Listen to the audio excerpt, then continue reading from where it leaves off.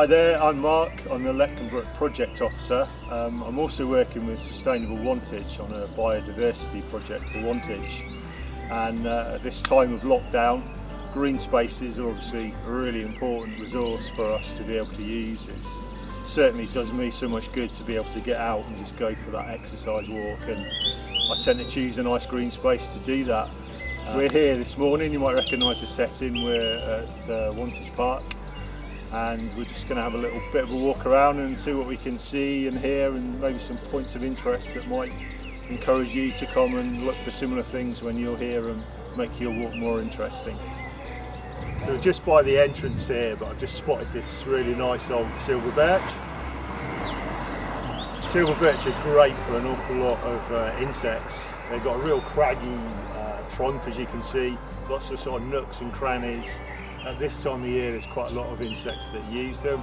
Just behind me here there's a line of lime trees, and there's a chaffinch up there at the moment singing away, which you can hear, which is really nice. It's a really important time of year for birds. They're all trying to set up territories and looking to breed, so a lot of them are singing.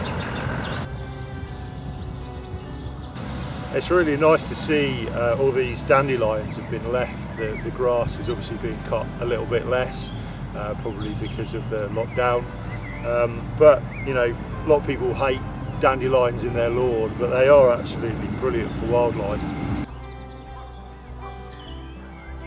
So when you're out on your walk, one thing that's always good to do is just actually stand still for a little while and just listen. Try and use your other senses for a little while.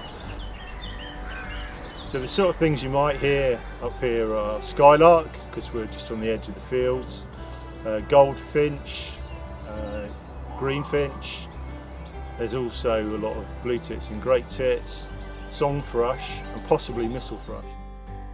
So we're out in the middle of a big open area here on the park, and it is just massive expanse of grass really, which is usually mown and of very little value to wildlife, and I do think the park could be improved a lot by adding a little bit more variation into this area. So some pockets of nice dense scrub for nesting birds and insects and stuff to use, even small mammals would use them. Maybe a pond. I think it would be lovely to have a pond somewhere within the park. It's quite a dry environment up here for wildlife, and a pond would certainly attract birds to have a wash and a drink, dragonflies, and bees love to come and have a drink too. Water's really important for them as well. So yeah, I do think we could make it an even better green space for people and for wildlife.